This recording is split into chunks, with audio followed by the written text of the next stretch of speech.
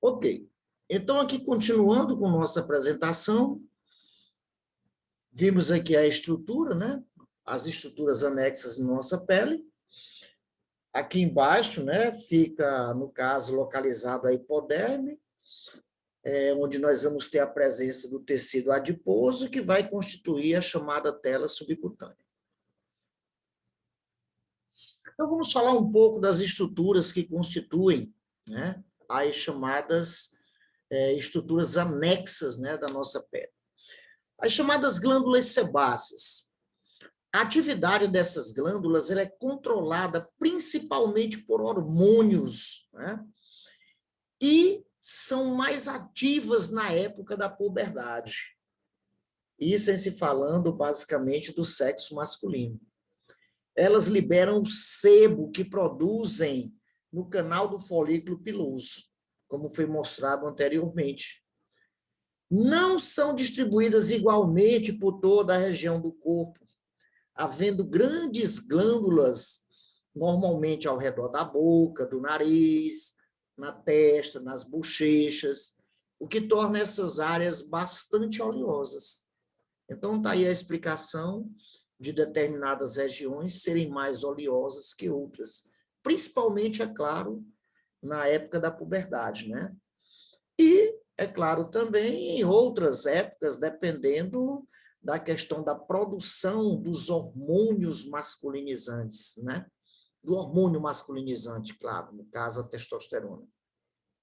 Acredita-se que sua principal função é formar uma barreira gordurosa superficial com o objetivo de evitar a perca de água, certo? As glândulas sebáceas. E as sudoríparas? Essas glândulas têm forma de espiral, são formadas por células epidérmicas, porém se encontram onde? Na derme. Olha aí como é interessante.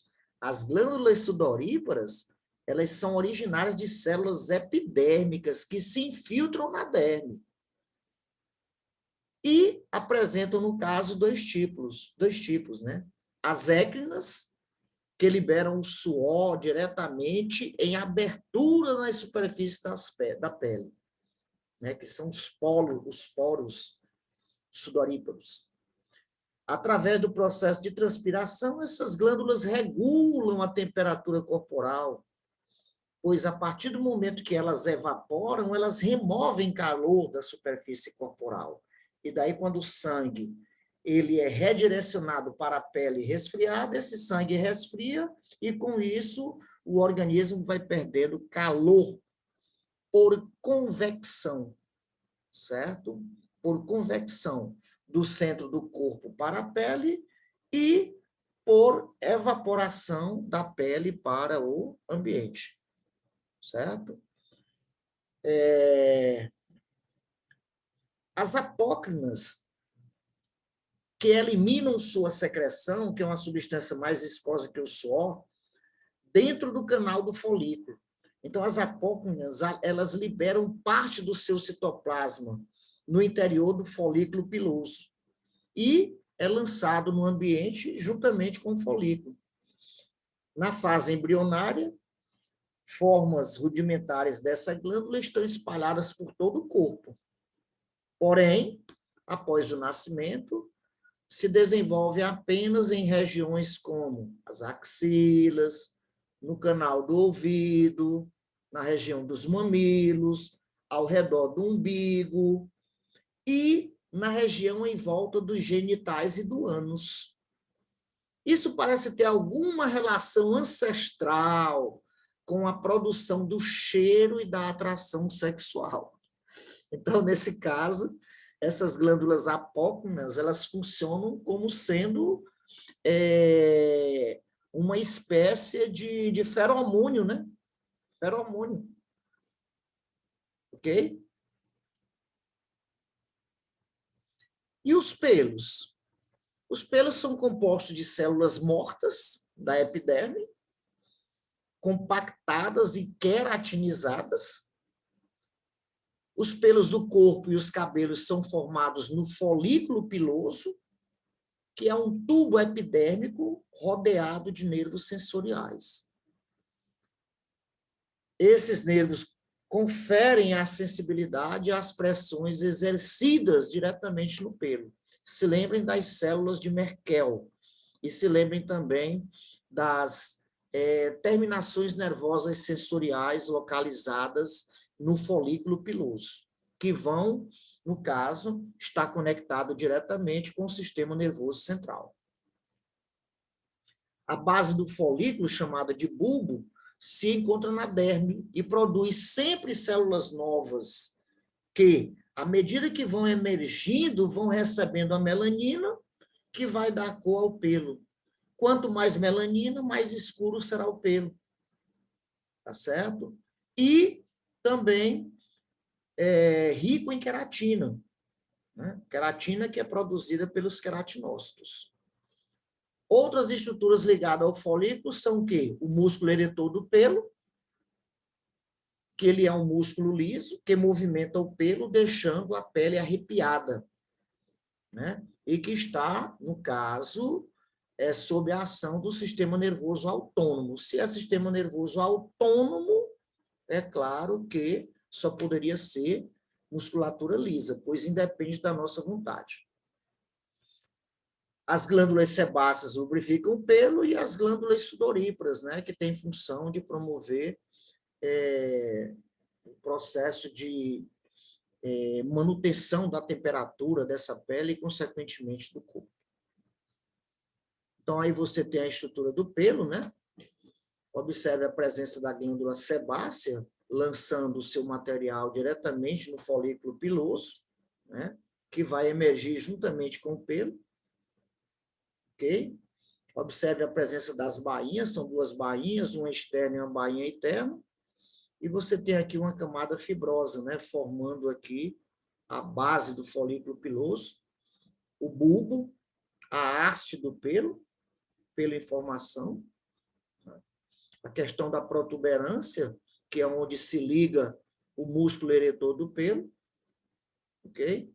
E assim você tem a estrutura geral do pelo, as estruturas anexas, aqui você tem terminações nervosas sensoriais, né, ligadas diretamente ao folículo piloso, ok? E as unhas? As unhas têm formação semelhante à dos pelos. No entanto, as unhas nunca param de crescer, enquanto que o folículo piloso, em alguns momentos, ele entra em repouso, fazendo diminuir o crescimento dos pelos. Daí a situação, né, de algumas regiões, né, do crânio e tal, você ir diminuindo a produção desses pelos. A unha ela começa a ser formada na raiz, que fica enterrada na pele, onde as células se multiplicam e vão emergindo. A seguir, essas células sintetizam queratina na região da cutícula, né, próximo à região da pele, também conhecida como eponíqueo, que é uma dobra da pele. E continuam o seu movimento. Quando ficam expostas, essas células já estão mortas, bastante achatadas e queratinizadas, e vão formar o quê? A unha, como vemos. Essas unhas oferecem um bom indício sobre a saúde da pessoa, podendo ficar quebradiças, mais finas ou deformadas devido à situação de grande estresse, períodos de febre prolongados ou por uso de drogas ou medicamentos fortes. Ajudam a proteger as extremidades dos dedos. É uma área extremamente sensível e também auxiliam no processo de você lidar, né, com os objetos, né, os obséquios. Então, você tem aí uma visão superior, né? O hiponíqueo, que é aquela dobra ao final da base da unha, ok? Aqui você tem a cutícula, que seria o local onde você tem o nascimento, né, das células que vão, a partir do momento que se queratinizam, elas vão formar a unha que vai se associar ao seu leito ungueal, né? Daí chamada de lâmina ungueal. Aqui você tem a chamada prega ungueal, que é muito sensível e dolorosa, essa prega ungueal. Ok? Olha aqui ela numa visão lateral. Aqui você tem a porção óssea. E aí você tem aqui a matriz, né? Formação da unha como um todo, o leito ungueal, o eponíqueo, certo? E aqui você tem a estrutura das células mortas, né? Que vão se formar logo após o eponíqueo.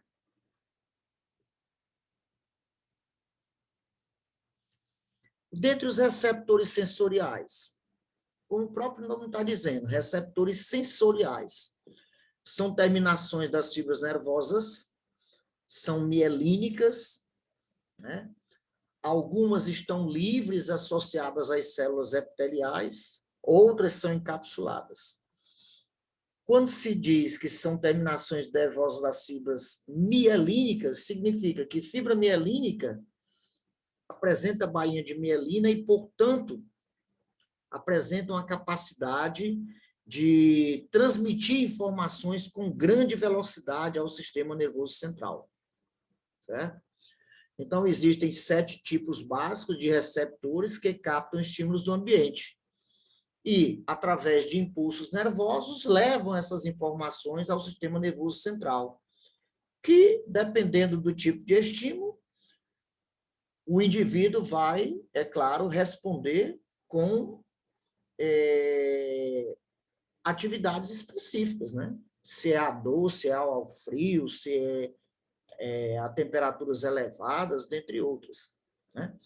Então, temos aí os chamados discos de Merkel, que são ramificações das extremidades das fibras nervosas sensoriais, cujas porções distais têm forma de disco e estão ligadas às células da epiderme.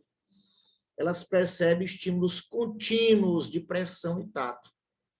Os discos de Merkel, né, estão relacionados à pressão e tato. Olha aí os corpúsculos de Meissner.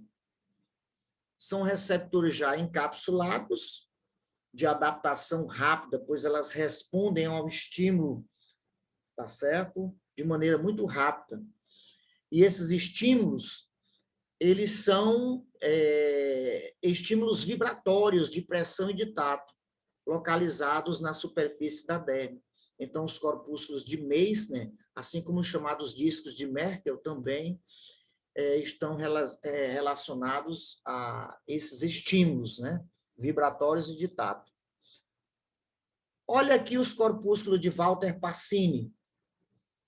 Eles são encapsulados de adaptação rápida, também percebe estímulos vibratórios rápidos e também de pressão, só que, nesse caso, esses estímulos eles têm que ser mais fortes, tendo em vista que esses corpúsculos de Walter Pacini se encontram na derme, na sua porção mais profunda. Certo? Olha aqui os corpúsculos de Ruffini. São corpúsculos encapsulados de adaptação lenta e eles respondem ao estímulo de forma contínua. Eles são sensíveis à pressão e também localizam-se na derme profunda. Ok? Olha os bulbos de Krause. Olha os bulbos de Krause. Também são encapsulados, são pouco conhecidos, mas estão associados também a estímulos de pressão e localizam-se nas bordas da epiderme. Alguns autores associam também os bulbos de Krause ao frio, a captação de estímulos relacionados ao frio. As terminações dos folículos pilosos, que são fibras sensoriais enroladas ao redor dos respectivos folículos e podem ser de adaptação lenta ou rápida. E, no caso, também são sensíveis à questão de vibração e estímulos relacionados ao tato e pressão.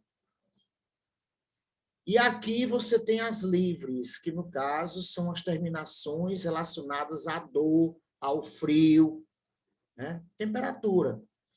Então, essas terminações nervosas livres, elas são ramificações de fibras mielínicas ou amielínicas, não encapsuladas, por isso são livres, são de adaptações lentas e transmitem informações de tato, de dor, de temperatura, de propriocepção. Propriocepção significa dizer você perceber o ambiente onde você se encontra, né?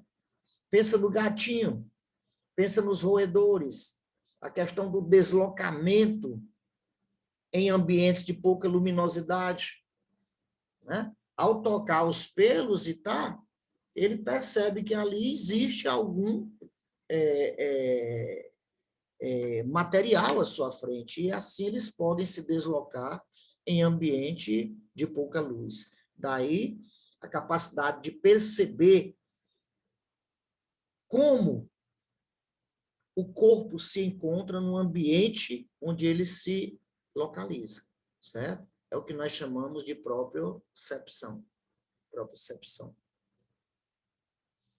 Então, aqui você tem uma visão geral desses receptores, né? Observem aqui as terminações nervosas livres, elas ficam muito próximas, né, à epiderme, muito próximas à camada córnea da epiderme. Desculpem, pessoal. As terminações nervosas livres ficam muito próximas à camada basal da epiderme, certo? Epiderme. Os discos de Merkel, né? Você tem terminações nervosas sensoriais e aí elas se enrolam, né? E vão se tornar sensíveis à questão do tato, da pressão, da vibração, ok? Os bulbos terminais de Krause são sensíveis à questão da pressão, do frio, vibração, né? Os corpúsculos de Walter Pacini, também relacionados à questão da pressão.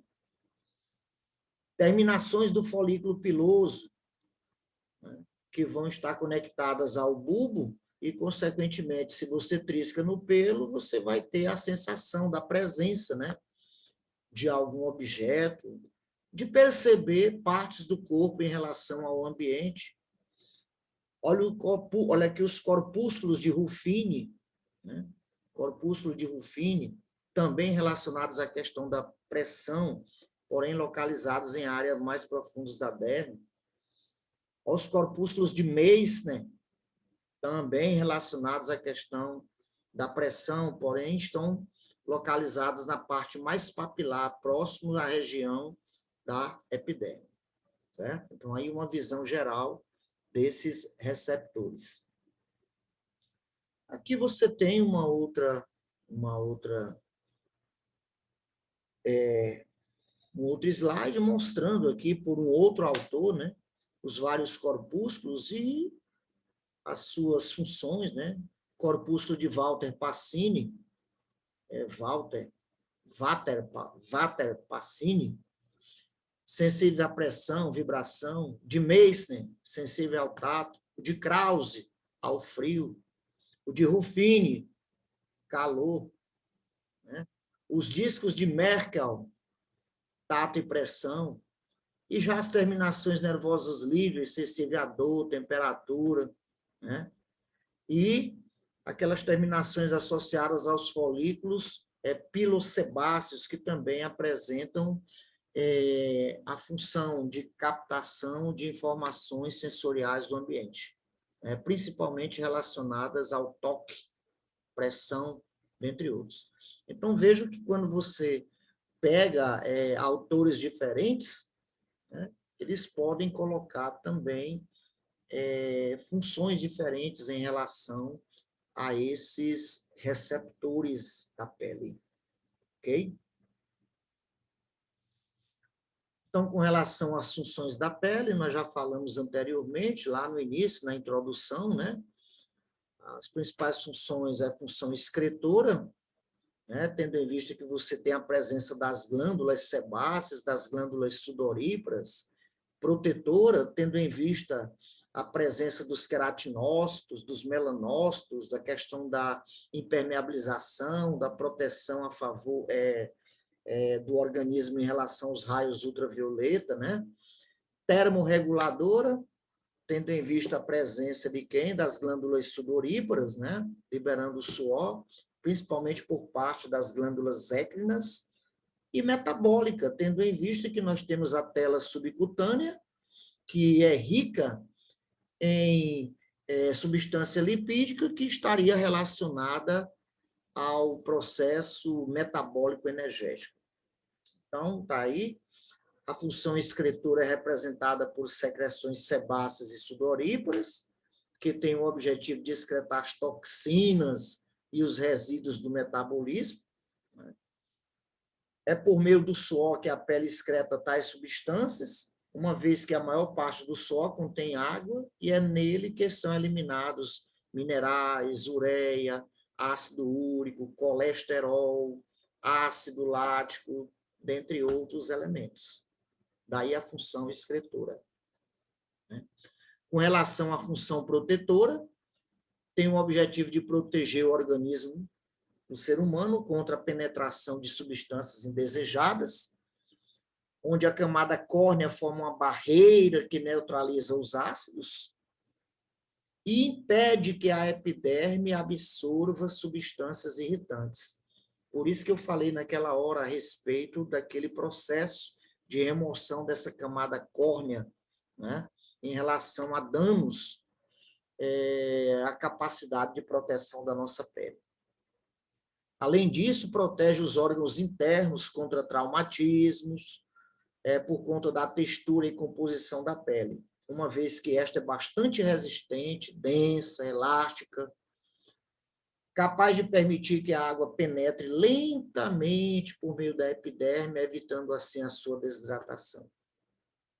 Além desses fatores, existe um que é de extrema importância, que é a proteção contra as radiações solares, que eu falei anteriormente, ou seja, contra os raios ultravioleta.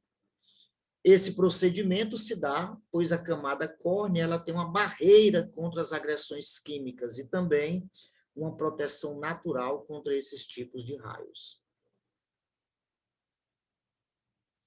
A terceira função básica da pele é a função de relação, onde as estimulações nervosas admitem captar o que você sente no ambiente em que está inserido de imediato. Essa captação das sensações, no caso, está relacionada à dor, ao tato, à pressão, dentre outras. E é dada a partir de quem? De receptores sensoriais, que nós vimos anteriormente. E essas informações são transmitidas ao sistema nervoso central, fazendo com que nós tenhamos a capacidade de perceber cada uma delas. Certo? Já a função termorreguladora é uma série de mecanismos que permitem estabilizar a temperatura do corpo, assegurar a luta contra o calor, contra o frio, evitando assim hipotermia e hipertermia. Se a temperatura do corpo diminui, é porque houve uma vasoconstricção que ativa mecanismos de termogênese que gera calor. Se a temperatura aumenta, há uma vasodilatação que, no caso, ativa a liberação de suor, resfriamento da pele, e tudo isso é regulado basicamente por um órgão localizado no encéfalo, que é o hipotálamo, né? Então, existe uma relação direta com o hipotálamo e a pele no processo de regulação da temperatura corporal. E, por fim, a última função da pele é a função metabólica. Nesta função, tem-se duas características. Primeiro, é através da pele que a provitamina D é transformada em vitamina D. O calciferol tem uma grande importância nesse processo de fabricação, né, da vitamina D, né? O calciferol, ou vitamina D, desculpem, ele é fabricado a partir de reações químicas que ocorrem através da utilização dos raios ultravioleta, né, através da pele. Então, uma vez que essa vitamina é muito importante para que a absorção do cálcio seja feita por meio da alimentação. E o reservatório energético, onde a tela subcutânea tem a principal reserva de energia do corpo, né, que seria a gordura. Gordura essa que pode ser metabolizada a partir da prática de atividades aeróbicas, né, onde essas atividades elas vão utilizar os ácidos graxos que são lançados na corrente sanguínea com o objetivo de produzir energia através de um processo denominado de beta-oxidação ou oxidação beta. Okay? Daí a função metabólica. Com relação aos tipos de pele, né, você tem uma pele conhecida como pele eudérmica, que apresenta superfície lisa, flexível, lubrificante e umedecida. Eudérmica, pele eudérmica. Esses termos vocês vão utilizar muito aí na atividade profissional de vocês. Pele graxa. Pele graxa. O termo graxa se refere aqui aos ácidos graxos, né? Aquilo que é rico em gordura, né? Gordura, né? Em sebo. Pele então, oleosa. Oleosa, isso. Né? Você já tem a pele alípica, né, que apresenta secreção sebácea insuficiente, é uma pele seca, né? Ok? A pele desidratada, caracterizada pela diminuição hídrica normal e secreção sebácea normal. A pele hidratada, que aumenta, que tem um aumento de teor hídrico, e uma pele mista, né, que seria a ocorrência de pele graxa na zona central do rosto e pele alípica na região das bochechas. Então, são termos utilizados, né, para quem trabalha diretamente com esse órgão em si, né?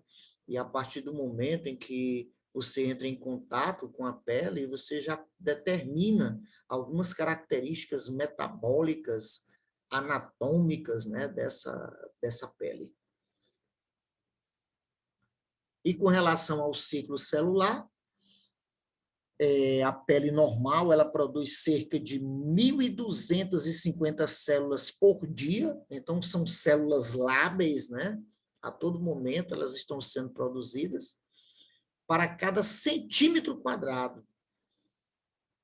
E essas células são provenientes de 27 mil células, que normalmente estão localizadas, né, na camada basal.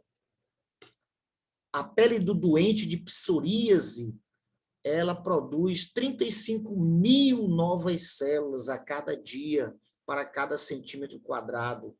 E essas células provêm de 52 mil células. Você tem que entender que à medida que você vai produzindo células, algumas elas vão se perdendo, elas vão morrendo, formando aquela chamada camada córnea, certo? E a duração normal do ciclo celular da pele como um todo é de 311 horas. 311 horas. Mas se reduz, no caso, para 36 horas numa pele psorítica, que tem a chamada psoríase, né? Que aí já está relacionada à questão da patologia em si, que eu não trabalho muito com a questão dessa patologia, mas a psoríase é uma condição em que você tem uma descamação muito rápida, né, da pele em determinadas regiões, principalmente na região da barba, na região do couro cabeludo, e com isso, é claro, você vai ter uma descamação muito mais rápida, significando dizer que o ciclo celular, nesses casos, esse ciclo estaria diminuído em termos de tempo, né? Essas células elas são produzidas e são descamadas de uma maneira muito rápida. Ok? Então, fala-se assim do ciclo celular da pele. E com relação à questão da embriologia, a pele é constituída basicamente por duas camadas germinativas diferentes, né, provenientes da ectoderme e da mesoderme. A epiderme tem origem na ectoderme, enquanto a derme e o tecido adiposo subcutâneo têm origem onde?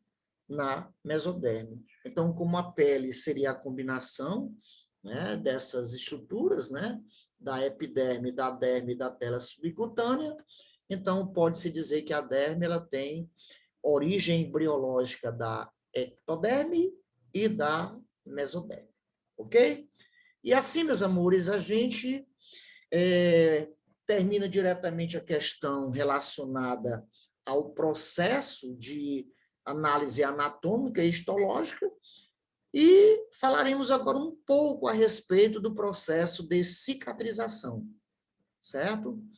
A cicatrização da pele não é uma fórmula pronta, e que sempre apresenta o mesmo resultado. Então, existem diferenciações, isso aí depende de local, depende da composição, da constituição de cada indivíduo, né? Cada organismo reage de uma maneira a um tratamento, podendo, inclusive, ser influenciado por fatores externos, assim como também outros fatores relacionados a algumas doenças, né? Como, no caso, o diabetes, né? Que influencia direto no processo de cicatrização. O tipo da lesão, a faixa etária do indivíduo, o estado nutricional, a existência de doenças crônicas, né? A utilização de terapia medicamentosa e o tratamento tópico adequado são alguns dos fatores que podem interferir no processo de reepitelização ou cicatrização da pele. Apesar dessas particularidades, é possível a gente identificar 3 fases que são comuns a esse processo de cicatrização. A primeira é a inflamatória, tem como característica principal a presença do exsudato, que é a secreção da lesão, pode durar de 1 a 4 dias, variando de acordo com a extensão e natureza da lesão. Fase inflamatória. Nesta fase, acontece a liberação de mediadores químicos e a ativação do sistema de coagulação sanguínea, podendo haver o edema, a vermelhidão e a dor. O processo inflamatório, ele é essencial no processo de cicatrização, certo? A fase proliferativa, que é a fase de regeneração, que pode durar de 5 a 20 dias, nesse caso, ocorre a proliferação dos fibroblastos, que são células fabricantes de fibras, que dão origem a um processo chamado de fibroplasia. As células se proliferam, resultando em rica vascularização e infiltração de quem? De células do nosso sistema de defesa, que vão provocar a fagocitose de células mortas, que são os macrófagos, no caso. Somados esses processos, formam o tecido de granulação, parte essencial na cicatrização da pele. A terceira fase é a fase de reparo. Ela pode durar meses. O tecido formado na fase anterior ele é remodelado, daí o termo reparo, e a densidade celular e vascularização são diminuídas para aumentar a resistência do tecido e melhorar o aspecto da cicatrização. As fibras são realinhadas, o que altera progressivamente a tonalidade da cicatriz, passando do vermelho escuro ao tom mais rosa claro. Certo? É justamente nessa fase de reparo, quando ela não ocorre de maneira satisfatória, que surgem aqueles queloides, né? Aqueles queloides que são aquelas proeminências, né? Bastante avermelhadas e tal, em determinadas regiões de cicatrizes da nossa pele. Ok? E aqui você tem, mostrando aqui as fases, né? Inflamatória, a fase proliferativa e a fase de reparo, com as suas respectivas características que foram demonstradas anteriormente, ok? Então, aqui você tem o ferimento em si, e aqui mostrando o início do processo de cicatrização. Diga, Paula. Essa fase inflamatória, ela tem de 1 a 4 dias apenas. Sim. É isso? Certo. Aqui, de acordo com esse autor, ele coloca de 1 a 4 dias.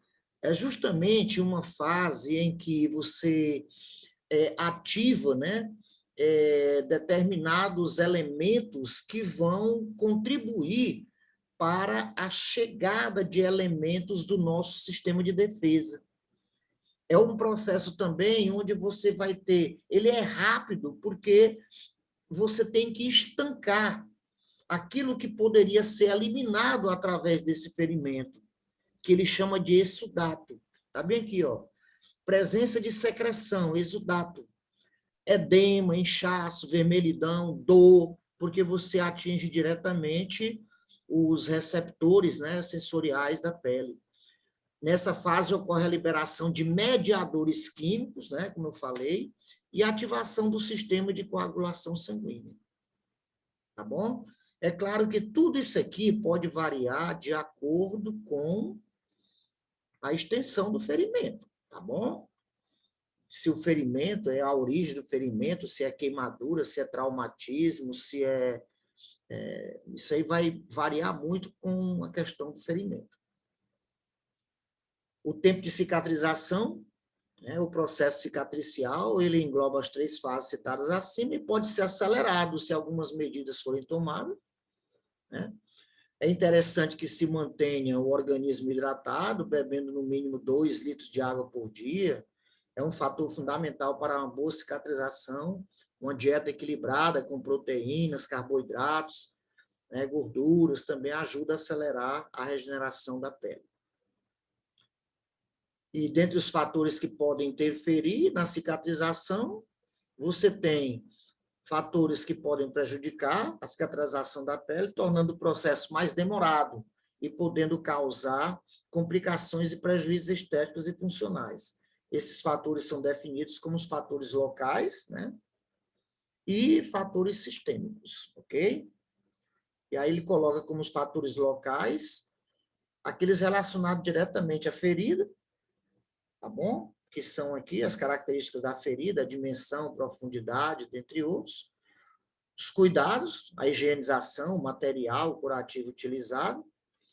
Isquemia tecidual, falta de oxigenação, que pode dificultar a proliferação de células.